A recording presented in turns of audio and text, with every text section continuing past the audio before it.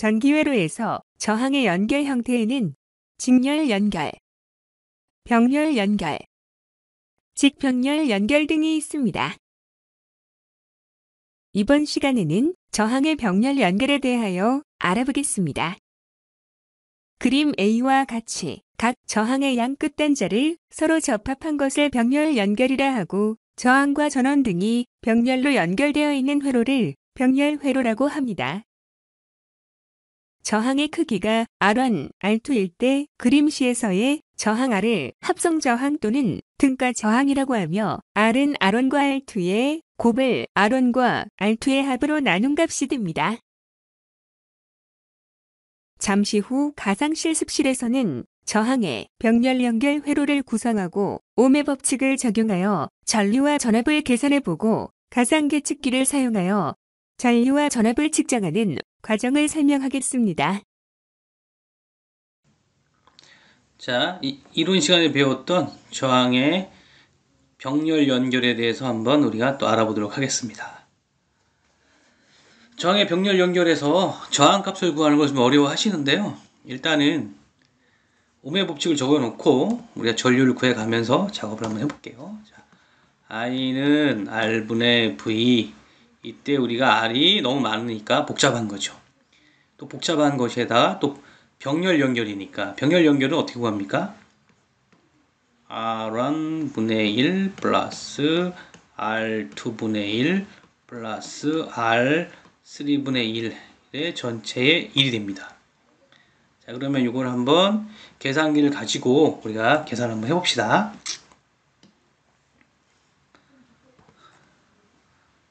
자, 1 나누기 가로를 두 번 열죠. 그리고 난 다음에 R1이 10이니까 1 나누기 10 가로를 닫고 더한 후에 다시 열어서 1 나누기 이번에는 R2니까 20 가로를 닫고 다시 더한 다음에 열고 1 나누기 30 가로를 닫아줍니다. 한 번 닫으면 안 돼요. 한 번 더 닫고 그랬더니 5.45라고 나왔네요. 5.45. 5.45. 자, 그러면 여기 표시하죠? R은 5.45옵니다. 자, 그러면 이제 I는 R분의 V니까 5.45분의 16이 되겠네요. 그렇죠? 자, 그러면 이걸 다 지우고요. 얼마예요? 16 나누기 5.45 하면 2.93 암페아. 그래서 여기 전류는 2.93 암페아가 되겠네요. 저항의 병렬 연결에서는 회로비 항상 일정입니다. 회로의 전압이 항상 일정을 해요.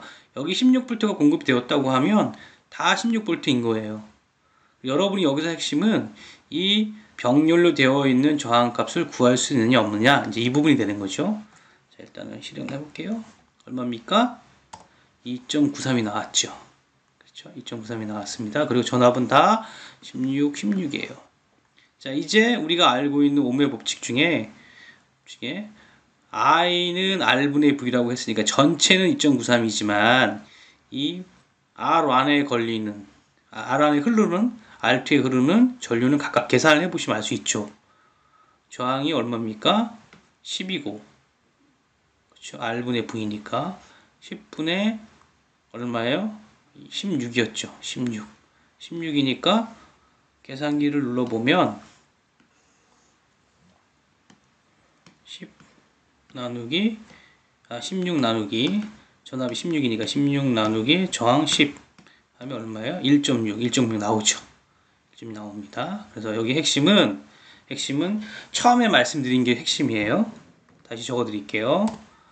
전체 합성 저항을 구할 때는 R1분의 1 플러스 R2분의 1 플러스 R3분의 1을 하시고 다시 전체 1을 해주시면 돼요.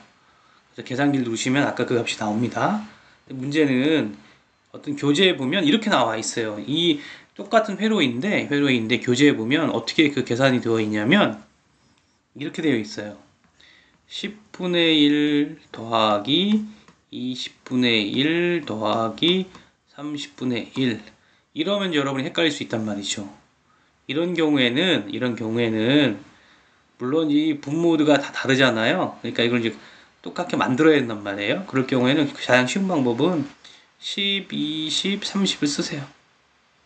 얘를 이렇게 나누기를 뒤집어 놓습니다. 기호를 그래놓고 얘를 뭐로 나눴을 때 가장 잘 나눠질까? 자, 그러면 1, 5, 10, 15, 20, 25, 30 5로 지금 뭔가가 연관되죠. 자, 그럼 5를 갖다 놓을까요? 5, 20, 5, 4, 20, 5, 6에 30. 자, 이걸 다시 봤더니 이것도 이만큼 커졌네요. 그러면 2, 1은 2, 2, 1은 4, 2, 3은 6 이렇게 되겠네요. 요때에 얘를 곱해 주시면 돼요. 요거를 다 곱하세요. 그러면 요거 하면 얼마예요? 10이죠. 요 1은 있으나 마니까 빼고 요거 하면 6이죠. 곱하면 60이 되는 거죠. 그렇죠? 자, 그러면 분모가 60이 된 거예요. 60이 됐으니까 자, 그러면 어떻게 하냐? 교재에 나와 있기 때문에 설명을 드리는 거예요. 자, 그러면 요 10분의 1이 뭘로 바뀌어요? 10분의 1이 60분의 얼마로 바뀌는 거란 말이에요. 자, 그러면 이 10이 60이 되려면 얼마가 필요합니까? 6이 필요하니까 여기 6이 되는 거예요. 여기도 마찬가지겠죠. 곱하기 얼마를 하면 60이 되겠습니까? 3 하면 되겠죠. 그렇죠? 그러니까 그러면 60분의 3이 되는 거고요. 여기는 60분의 여기다 얼마를 곱하면 60이 돼요? 2를 곱하면 되잖아요. 그러니까 저는 60분의 요걸 다 더해주죠. 6 더하기 3은 9, 9에다 1 더하니까 60분의 11이 되는 거예요. 이렇게 교재에 나와 있으면서 뭐가 또 하나 나오냐면 저항의 역수 컨덕턴스라고 하는 게 나옵니다. 뭐라고 하는 기호를 쓰는데 그래서 거기 계산식을 보면 I는 R분의 V다. 이때 R은 얼마다? R은 얼마다 나오죠. 그럼 어떻게 계산합니까? 저항의 역수를 취해서 이거는 V는 16인데 요를 싹 뒤집어요. 그럼 어떻게 돼요? 11분의 60이 되는 거예요. 11분의 60. 그럼 해볼까요? 16 나누기 그쵸? 가로 열고 60 아이고 안 보이네요. 60 아이고 다시 60 나누기 11 가로 닫고는 하면 2.93이 나와요.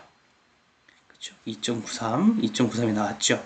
우리가 아까 계산했던 거 똑같잖아요. 그렇죠? 그래서 뭐 이 공식을 쓰시던 아니면 그냥 아까 처음에 설명드렸던 R1분의 1 플러스 R2분의 1 플러스 R3분의 1의 전체 1을 하시든가 아니면 이렇게 계산식을 전개하시면 이렇게 전류를 구할 수 있어요.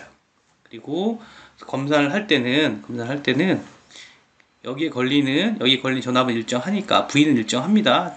전류가 달라지겠죠. 그래서 V는 IR이니까 그렇죠? VR이니까 10에다 16 그렇죠? 그러면 우리가 구하려고 하는 것이 I니까 그러면 I는 R분의 V다. 그러면 R분의 V니까 10분의 16 이렇게 계산을 하시면 요 값들이 나올 거예요. 그럴 때 요 값들 다 더해 보시면 돼요. 1.6 더하기 0.8 더하기 0.53 하면 2.93 그래서 2.93이 나오는 거예요. 자, 그래서 여러분들이 아마 CBT 시험장에 가보시면 계산기가 있어요. 뭐 공학용 계산기처럼 생기진 않았고요. 일반 표준인데 여기에 조금 더 뭐 몇 가지 기능이 있는 것도 있는 것 같아요. 그리고 우리가 CBT 시험장인데도 계산기를 가져갈 수 있기 때문에 여러분이 기본적인 수식만 이렇게 공식을 알고 계시다고 하면 그 알고 계신 공식에 대입을 하셔서 푸실 수가 있는 거예요.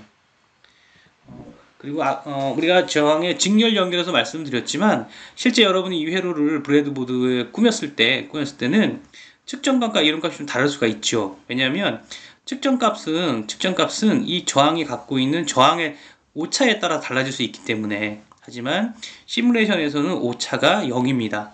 그러니까 결론은 이론값과 측정값은 같을 거예요. 그리고 저항의 병렬 연결해서 전압은 항상 일정하다고 했기 때문에 이 값들은 변함이 없죠. 그 다음에 요건 변함이 없죠. 이건 공급된 전압이니까. 단지 I0, I1, I2, I3는 요 저항에 의해서 바뀌는 거니까 여러분들이 아까 우리 했던 이 공식을 대입해서 저항값을 찾고 전체 저항값을 찾아서 전체 전류를 구하시고 그 다음에 각각의 흐르는 전류는 I는 R분의 V 하셔서 변함없는 이 전압 16V, 16V 그리고 이 저항값이 변하니까 I는 R분의 V 대입하시면 쉽게 구할 수 있으세요. 시뮬레이션을 통해서 여러분들이 계산한 것을 바로 회로상으로 검증을 하니까 아마 조금 더 쉽게 다가갈 수 있을 거라 저는 생각이 됩니다. 그래서 우리가 이제 다음 시간에 또 다른 회로로 우리 만나 뵙는 걸로 하고 오늘은 여기까지 하겠습니다. 여러분 수고하셨습니다. 감사합니다.